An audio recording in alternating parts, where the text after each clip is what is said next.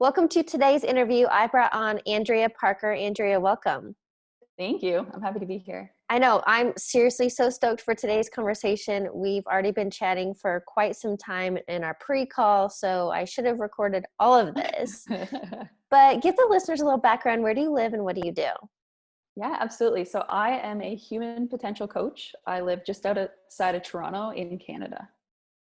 And how, human potential, that's a phrase I haven't heard before, but how did you even get started and into this? Yeah, and this has been an interesting journey. It hasn't been a straight, I'm going to sign up, I'm going to be a coach, and I want to be a human potential coach at that. It's actually been, I've been a police officer for 10 years. So I was a police detective. I was in charge of a youth office. And my journey started there. I've always been into personal development, growth, being the best I can be. I was a personal trainer. I just loved learning about myself and others. And even though I was doing that in policing and I loved helping people, it wasn't what I thought it would be. I actually remember it was the first day in our policing at our police college. And I just remember sinking into my chair being like, oh crap, I think I made a mistake. It's like, this is not what I want. And I'd spent so much of my life getting to that point. I should have been celebrating. I should have been happy. If anything, I felt like this isn't me. I feel like I'm living a lie. And what I ended up doing for those next 10 years is try to figure out, how can I escape this? How can I get myself out of this job so I can do something where I feel like I'm not only living my best life, but doing something meaningful. And it led me on this windy path.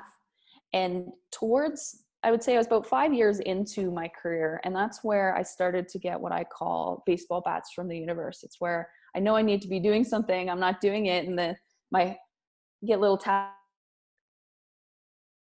upside the head until eventually it's this big baseball bat. And my first one was with my health.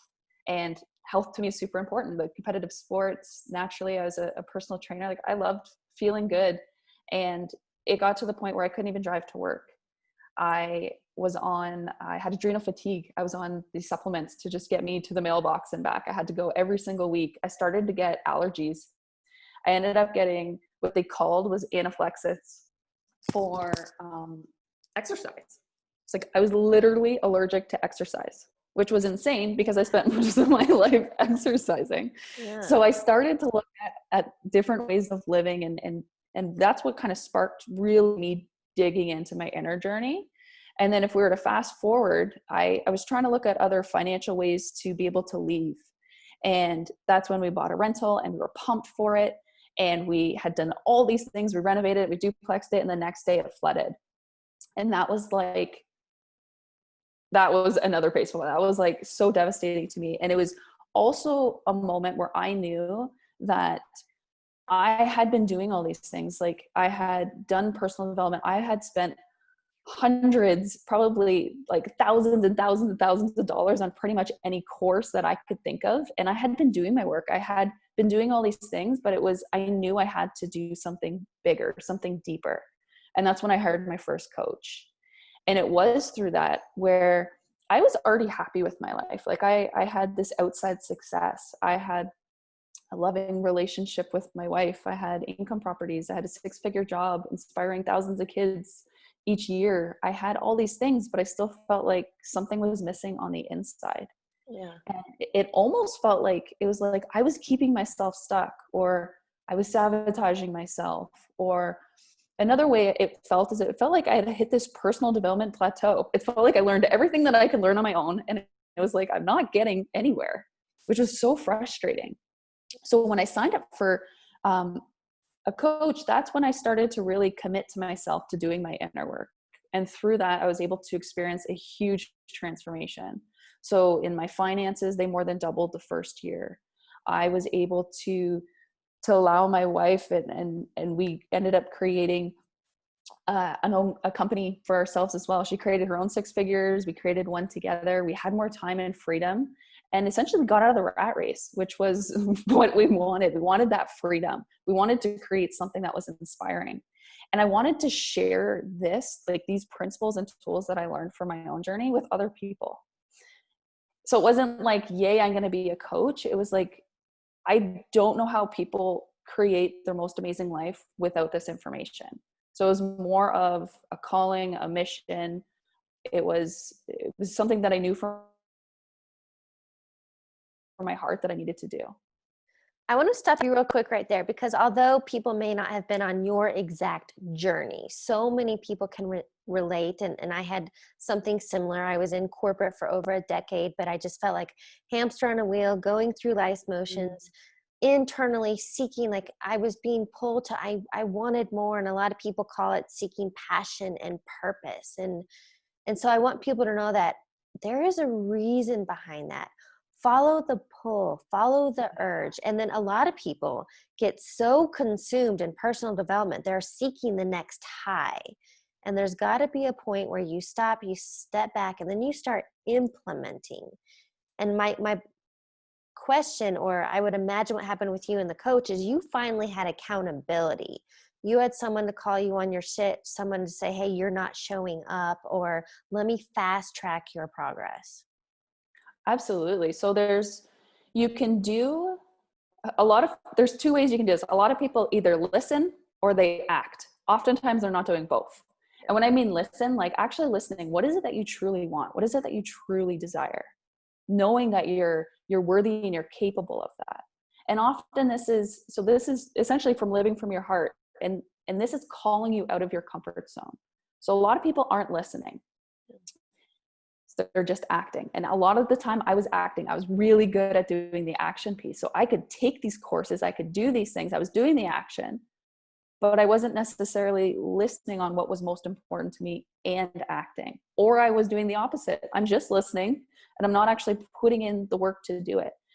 And that's where a lot of times we get stuck, is because we're not doing both. So you can climb the corporate ladder and then you get there and you're like, well, this isn't meaningful to me. Yeah. Well, because you're not actually listening to what's important to you. Or you're just doing personal development all day long and you're not actually implementing it into your life. Something I heard somebody say a couple of years ago was, it's like you're climbing the ladder leaning against the wrong building. Yeah. And that's what happened to me. I climbed the corporate ladder, outside success.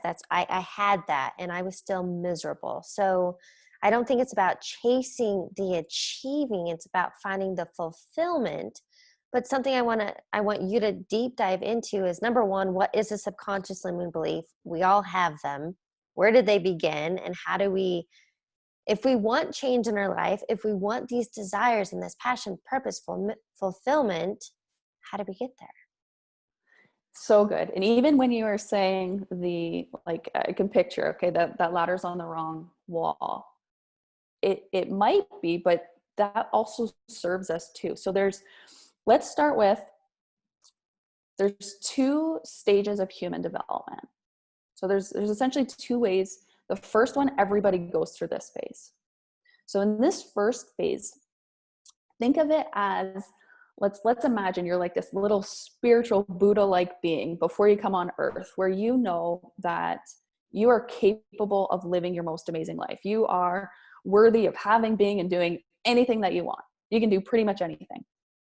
And then you come onto earth and all of a sudden you're taught that love comes from the outside, that fulfillment comes from the outside, that you need your parents or your guardians to keep you alive. Like you literally need them to survive. So right from the start, you start creating these illusions, these beliefs that I'm not enough, or I need somebody outside of myself to feel safe, to feel fulfilled, to feel loved. And what happens is these stories, and they don't have to be anything crazy. Like it doesn't have to be a massive traumatic event. It could be something as simple as you're born and you're separated from mom at the hospital for a couple hours. And you feel like, well, I'm not safe, I'm not loved. Or you go to school and someone reads better than you and you feel like, well, I'm not smart enough. Or you have a sibling that's brought home from the hospital and you're the oldest and you feel like, well, I'm not good enough. So we end up creating these stories. And these stories become limiting beliefs, because what they do is they take you out of that essence where you know that you're worthy of having, being, and doing anything that you want. And now you're like, well, I'm not smart enough. I'm not good enough. And these actually decrease your self-worth. And the reason, go ahead. I was just going to ask you, I want to share this visual because I heard it this morning by Earl Nightingale. So this is from many decades ago, but I love how the OGs, the original gangsters, their truth and the knowledge they shared 100+ years ago are still relevant today. But the visual he gave, and I loved it, and it made me think when you were talking about that. So these quick life events, if our mind is a garden and each thought is a seed, so you planted that seed, the mind doesn't care what thoughts you're planting. It's going to grow them. And that's what, you reap what you harvest, you reap what you sow. And so it's these early memories that maybe we don't even remember, but we planted those seeds early and now we're living from that.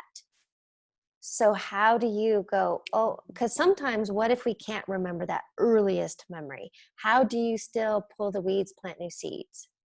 Yeah. And I think that's so important because we don't consciously know. So your conscious mind, so that this is where people can say what they want all day long. You can say, I want to have a healthy, loving relationship. I want to have a 6-figure income, doing what I love. I want to travel the world.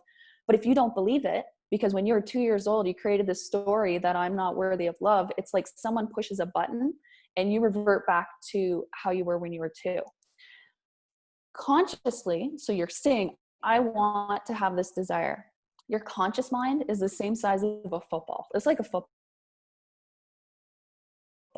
Your subconscious, so that belief that you stored, and 95% of your beliefs are subconscious, that's like a football field. So what's going to be more powerful, a football or a football field? So you can say what you want all day long, but if you don't believe it, especially on a subconscious level, it's not going to happen. So how do you go back and to answer your questions, how do you actually release or identify that belief? Consciously, you're not going to be able to. It's not like you're going to be like, okay, eventually you might be able to once you start doing some of the work, but it's not like you're going to be like, well, I can see that when I was 2 years old, this is what happened. The best way you can do it, and what I would say, is to transition from that phase 1. So that phase 1 of human development is that reactionary phase. You are living in a spin cycle. You're just reacting based on past stuff. So you're either living based on, could be, you're trying to run away from stuff that you found painful. You're trying to run towards things that you really liked. Anything like that, into the phase 2. So phase 2 of human development, this is where if you want to live your most amazing life, if you want to truly create something extraordinary, reach your highest potential, get unstuck, the key is to live in this phase. And not everybody lives in this phase. I would say probably like 80% of the population is living in the unconscious, the reactionary phase. So how do you get into this phase 2? So phase 2. Yeah. Where's the golden ticket? What's the code? Well, I have good news and I have bad news. So there's 2 ways you can get in there. One way is through inspiration. Like, you're inspired. You're like, I just listened to this awesome podcast. I just read this book. I took this course. I see this person living this awesome life. I want to do that. So you challenge yourself. You get out of your comfort zone. You're like, I'm going to do that. That's one way you can do it.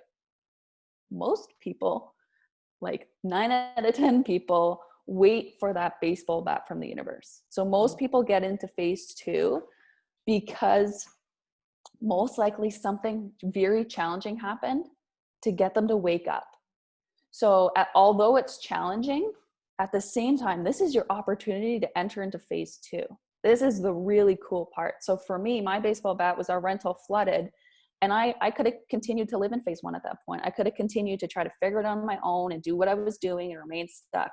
I had to choose. Like, that was a pivotal moment for me, where it's like, I need a coach. I need someone to help me with this, specifically with the limiting beliefs. One word you just said that I believe is so powerful is that it's choice, or that you choose. It's that moment you decide to try something new, go in a new direction. And you have to commit to yourself. Like, you're not going to commit to yourself. No one else is going to do it for you. So you're absolutely right. But when you go to that phase 2, it's not like everything's just all awesome. If anything, there's still going to be equal support and challenge. But the key difference is you're actually living from your heart. So you can live from fear, which is that phase 1, those reactionary limiting beliefs, or you can live from your heart, which is the phase 2. So how do you do that? So essentially your heart wants you to know 2 things. Yeah. It wants you to admit what you want. So that's that listening part. So it wants you to listen. What is it that you actually want? Know that you're worthy of it. And then it wants you to get into action. So that's kind of what we were talking about before. You need to, if you want to live an awesome life, you need to start listening, admitting what you want, because your heart's speaking to you all the time. And it could be through a whisper, or it could be through something louder. But if you're not listening, that's when that baseball bat's going to come and hit you upside the head so that you start. Is that why so many people are all about meditation? Because it gives you that moment, that time to get quiet and to tune in? Yeah. So if you think of, I think meditation is super powerful for quieting your mind. Like there's different types of meditation. You could do an active, passive. There's a million different types. But the key is to actually quiet your mind, because you can either live through your heart, you can live through your mind, which you can think your way into and out of anything. But if you're distracted, it's going to be really hard to listen to your heart. It's like, I don't know, let's say we order a pizza and we're waiting for them to come, and then we throw on some music really loud, we have a party, and we can't hear them at the door. So then we get frustrated and mad, being like, I'm trying to order a pizza and they're not delivering it. I've been waiting all this time. Meanwhile, the pizza delivery person has been outside the whole time. So it's the same with us and our dreams and desires. It's like, we can say we want to listen to our heart, but if we're keeping ourselves busy, or we're complaining, or we're numbing ourselves, or distracting ourselves, like we're never going to be able to listen, because we're not allowing ourselves to. I love that when they're so a numbing agent. Everybody, there are so many forms of numbing out. Watching TV, shopping, obviously drugs, alcohol, eating. But man, I think when I figured out what were my numbing agents, how social media scrolling is a great one.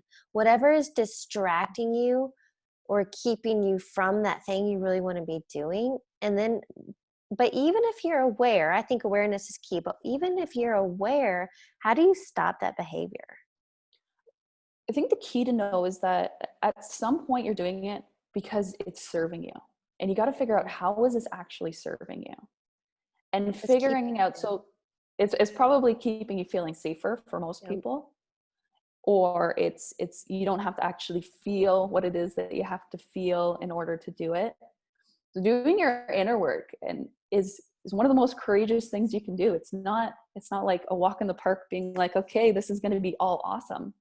But if you actually challenge yourself to do these things, you'll be equally supported. Like I'm a huge believer in, there's always equal support and challenge. So if you get out of your comfort zone, if you allow yourself to do the things that you need to do, you'll be supported equally. Maybe that's in terms of no longer needing that numbing agent, or feeling healthier, or attracting new networks, or whatever it might be.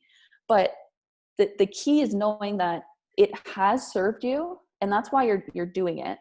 But also when you were in that phase 1, in that reactionary phase, it kept you safe. It drove you while you were unconscious. We actually needed those limiting beliefs. So a lot of people are like, let's overcome these limiting beliefs. Let's break through them. You don't need to break through them. They've actually helped you. They've served you. It's like a rocket ship. You have that fuel cell and it helps you propel. It's shaped your personality. So for me, a lot of my clients are high performers, high achievers. They are very successful. So it's actually, these beliefs have actually drove them to be who they are. But when you enter into phase 2, which is living from your heart, that's a whole new game. You don't have to do it from the fear, the desperation. You can do it from inspiration. So you actually need to let go of those limiting beliefs, just like that rocket. So if you think of that rocket ship, it has that fuel cell. Once it gets up into space, if it doesn't let that go, it's going to explode. Yeah. So same with you, when you're trying to take the next step in living that awesome life, if you don't let go of those limiting beliefs that did help you once, but are no longer serving you, that's when things get really challenging. That's when you feel like you're holding yourself back. That's when you feel stuck. That's when you feel all these things. Can we rattle off some limiting beliefs? Because I think that is such a popular word. Everyone talks about them, but I guess a couple I have real quick on my mind, but I'd love for you to share. Limiting beliefs are things like, I have to work hard for money. I'm Mm-hmm. not worthy, I'm not capable, I'm too old, I'm too young, what do you have? Yeah, a limiting belief can be anything that really creates this illusion that you're unworthy or you're not capable of being who you are at your core, at your essence. Yeah. So a couple like examples, a lot of the common ones that I see is I'm not smart enough. I'm not good enough. I'm not I'm not like my sister, so I'm not worthy of whatever that might be. Other ones could be a limiting belief is it's not good for me to be successful because when I'm successful, I actually hurt other people. Mhm. So we're just as scared of success oftentimes as we are of failure. So it doesn't have to be a limiting belief as in all negative. We can actually have beliefs stored into us that are positive emotions that keep us just as stuck as the negative ones. Yeah. So an example of a negative or what we perceive as a negative one could be, let's say you're infatuated with your first boyfriend or girlfriend and you thought they were the end all be all, and then you break up and now you resent them and you're like, well, that was horrible, I never want to go through that experience. So you actually store that because you didn't see that there was both sides. You didn't see equal support and challenge. So that actually gets stored as emotion in your body, which creates these limiting beliefs. The opposite side of that is we could see this person as this end all be all, and we create them to be this amazing person. And now we're trying to recreate that. So we're not actually living from our heart in the moment. We're actually trying to avoid something that we thought was painful. We're trying to recreate it because we love it. So I had a client, she came to me, she wanted to have a loving relationship. And she keeps attracting these, essentially the opposite of what she wanted. And what I helped her realize is that she was actually infatuated with her ex. She was trying to recreate this relationship she had with her other partners. So she wasn't actually seeing them for who they were, and she wasn't actually showing up as herself in the relationship. So until we were able to neutralize that charge, she was stuck. So limiting beliefs can be both. A limiting belief is that, but it's also something that's keeping you from seeing both sides of the picture, seeing that full potential. Like the rose colored glasses? Yeah, it can be. So that would be more so, those are more emotions. So if you were to think of it as you can live through your mind, so a limiting belief, you can think your way into and out of anything, keeps you a little bit safer.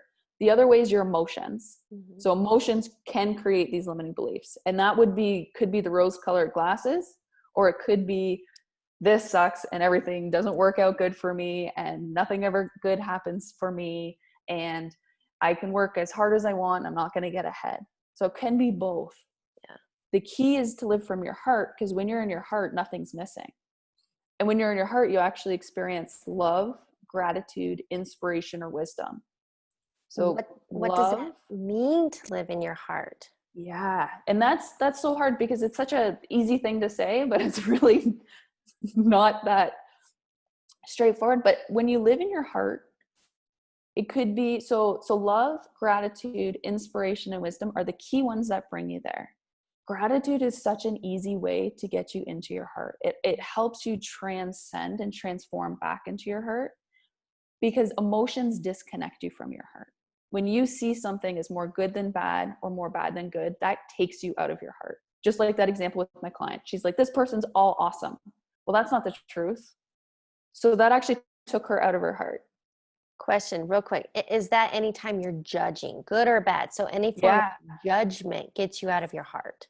Judgment gets you out of, if you're not experiencing love, gratitude, inspiration, and wisdom, you are not in your heart. You're most likely in your emotions or you're in your thoughts. So the key is to actually re-enter into your heart. So is it realistic to live through your heart all the time? No. The name of the game is to try to reconnect much faster. And you can reconnect through that gratitude piece. So gratitude would be like seeing the perfection in the situation. So have you heard of the scientist in the butterfly story? So like we have the scientist and he's watching this butterfly germinate. Essentially it's coming out of the cocoon and it's struggling for hours and hours and hours. And he's like, I'm going to make it easy. I'm going to cut it open for him.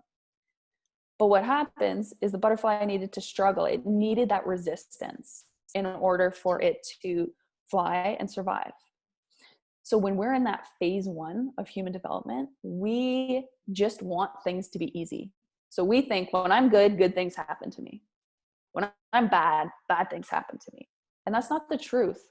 So those stories and those limiting beliefs, those emotions that we created, they get stored. And what happens is when you go later on in life, like let's say now, you want to have career success, you want to have freedom, you're not going to, because those things that you created in the past are keeping you stuck. So gratitude, you actually have to go back and you have to see how these things actually supported you. And by doing that, it takes away and it allows you to transcend what was keeping you stuck. A really quick example could be, one exercise would be write out 3 things that you found most challenging when you were younger. So you would write out, okay, so these are the 3 things that popped in my head. They're the most challenging. And then you could write out, what are the 3 things currently today that you find are your highest values? So one of my most challenging events when I was younger is I hated the fact that I was gay. I rejected myself for being gay. I knew in my heart that I was gay, but I was like, it's not safe for me to listen to what this is saying. And now one of my highest values is to live from my heart and help other people to live from their heart. So we have to be able to see that there's always going to be that equal support and challenge. And that actually gets you back into your heart. So if you are having a challenge, and just a really simple way to do it is you could just say something simple as, since I'm worthy of love, where is this guiding me to go that I otherwise wouldn't have gone? Or since I'm worthy of love, what's the benefit in this for me? So instead of being like, well, this isn't working out and this is horrible, it's like, well, actually, how is this benefiting me? And where's this guiding me to go? That's one way that it'll bring you back more into your heart, from a place of gratitude. Is this because I definitely want to share your processes that you shared with me. Yeah. Are you kind of going into the 4-step process that you shared with me? Yeah. Okay, can we talk about this 4-step process? What are they? So that first step is living from your heart. So the key is that. So you need to listen. So admit, what is it that you want? Know that you're worthy of it, and then put it into action. And it could be carving out time, quieting your mind, whether that's through journaling, whether that's through just a walk, a meditation, something that's inspiring to you. And start listening. Like, what is it that you want? Listen to the whispers. And you'll know it's your heart speaking because it's calling you out of your comfort zone. It's also quiet. If it's loud, it's in your face. If it's highs and lows, that's fear or your ego. Yeah. Okay. And then you got to get into action. And then the second step in the process is using gratitude to be able to help you to connect back to your heart much quicker.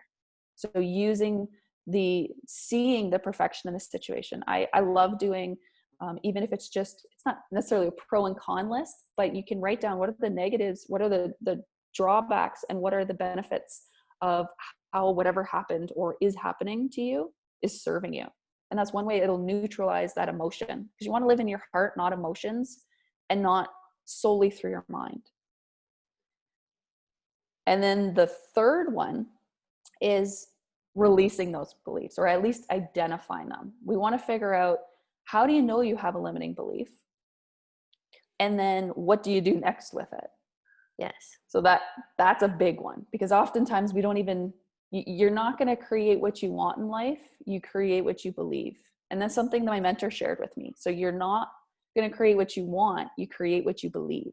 Yeah, I wanted you to repeat that and highlight it. I started in my notes 100%, because we all want things, right? You want more money, you want relationships, maybe you want better health. But if you don't believe you're worthy, or you don't let these things go, you're going to want the rest of your life. Yeah. And that's where we feel frustrated. That's where we feel stuck. That's where we wonder, am I the one holding myself back? Am I self-sabotaging? What's happening here? So you need to believe you're worthy of it. So think back to your conscious mind. So that's the size of the football. Your subconscious is that football field. So you can say what you want all day long, but if you do not believe it on a subconscious level, it's not going to happen. You're never So going to how do get you, that end zone. right? You're not going to hit that touchdown. So how do you know you have a block or belief? So there's 3 clues. So the first clue is you know what you need to be doing, but you're not doing it. And this could be as simple as, let's use health as an example. So you want to be healthy, you want to be fit, and you made a nutrition plan. So you know you need to be doing your nutrition plan, and you're doing the opposite of that. You're eating junk food, you're eating crap. So you know what you need to be doing, you're not doing it. Oh, so that's simply a form of sabotage. You know what I hate the word should.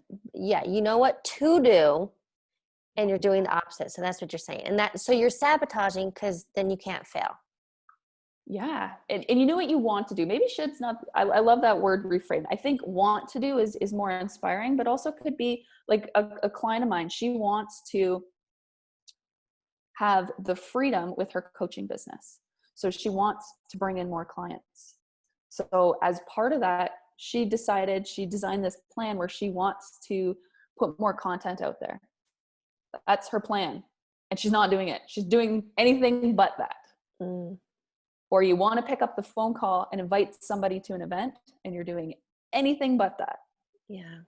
So that's one clue. The second clue is you know what you need to be doing, and you're doing it, but it's way harder than it needs to be.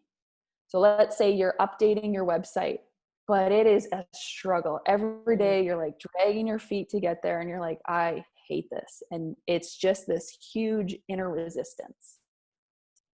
Or you're eating that salad, but the whole time you're like, this is way harder than it needs to be right now. That's a second one. The third clue is you know what you need to be doing. You're doing it, but you're getting opposite results. So you are eating salads, you're working out, and you actually feel crappier than you did before. Or you're trying to attract inspiring, loving clients, and you're attracting people who you do not resonate with and who don't resonate with you. And these are all 3 clues that you have a limiting belief. So these are clues to figure out, like, because a lot of times we feel like, why am I stuck? Why? I know what I need to be doing. Yeah. I know what it is I need to do next. I'm not doing it. Why am I not doing it? Or why am I not getting ahead? Why do I still feel like this? So this is one way to identify, okay, this is a limiting belief here. This isn't because I don't actually want this. And it's not that you're procrastinating. It's not that you're trying to sabotage on purpose or any of those things. The reason this is happening is because your subconscious mind has associated more pain than pleasure with that actually happening. Mm-hmm. So your subconscious mind has associated more pain than pleasure. It's like, this isn't actually safe or good for me to do. So I'm not going to allow it to happen. Something that just popped in the way you said it, because we were talking about health, is I've heard this. Let's say women as an example. Women keep a bigger exterior because maybe they were sexually assaulted when they were younger. So by being bigger, it's this protection barrier. So to get healthy and thin again is not safe. Does that make sense? Yeah. So the reason we have these beliefs is because at some level we believe that they're keeping us safe. Otherwise, we wouldn't be doing it anymore. Safe, yeah. Or it's not good for us, or one of those.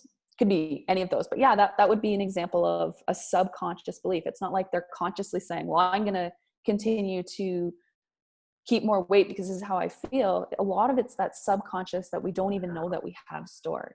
Yeah.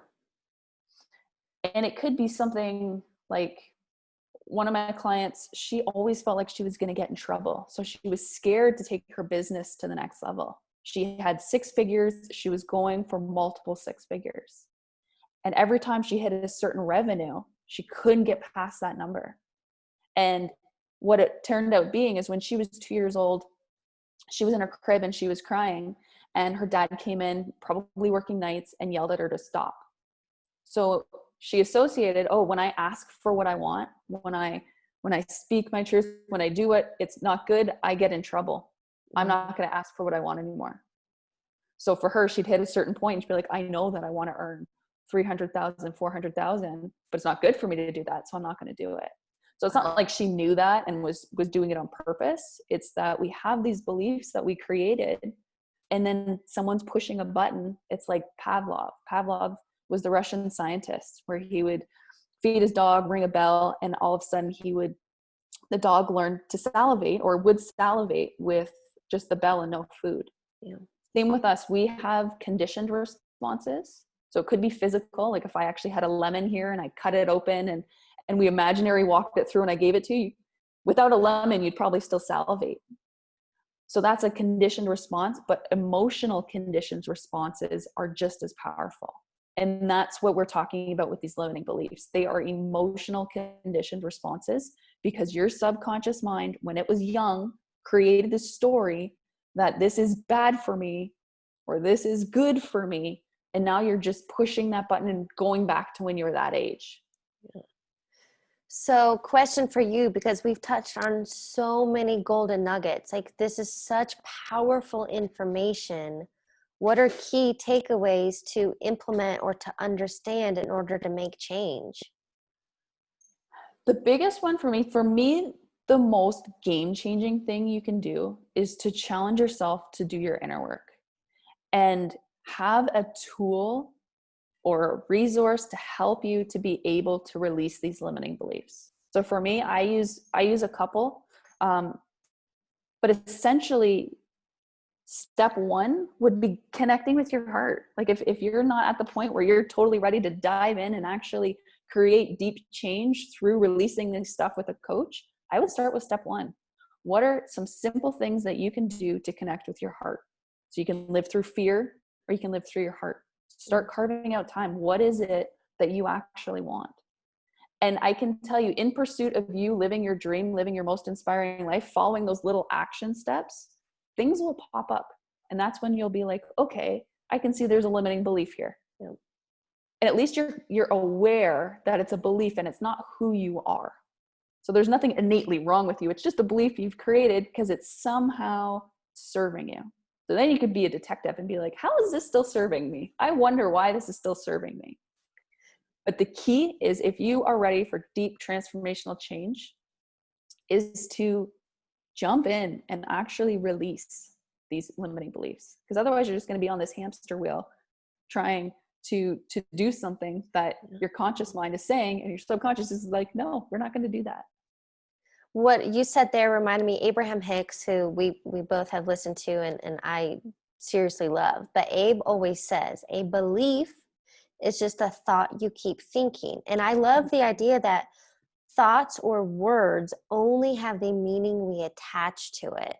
So to understand and just realize, oh, I had that thought. It's not me. That's not who I can release that thought. I don't have to be that thought. That's no longer serving me. Let it go.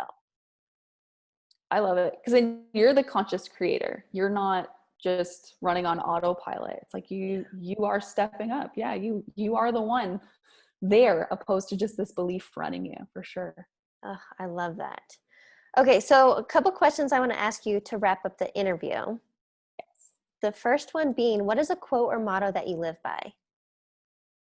Outside of your comfort zone lies your destiny.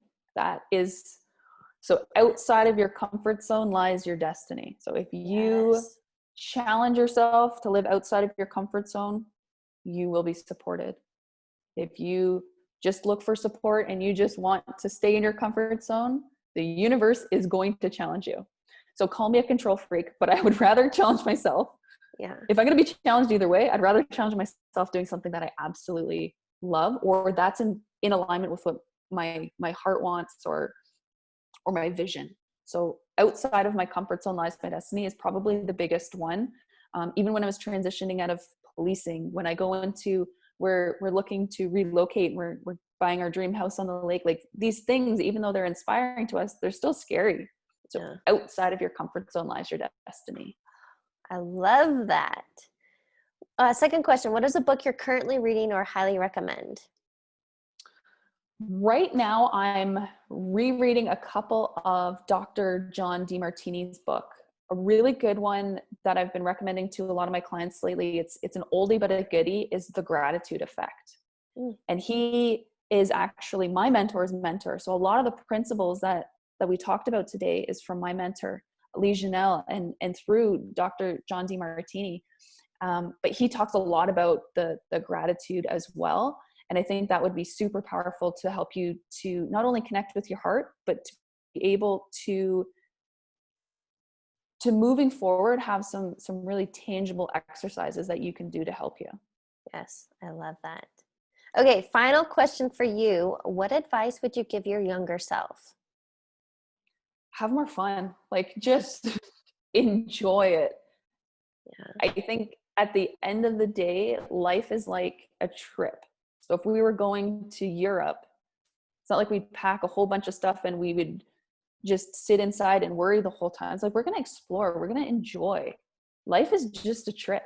So enjoy it more, not be so hard on yourself, and to have fun. Like, that's really the name of why we're here, is to learn to love ourselves and others, but also enjoy.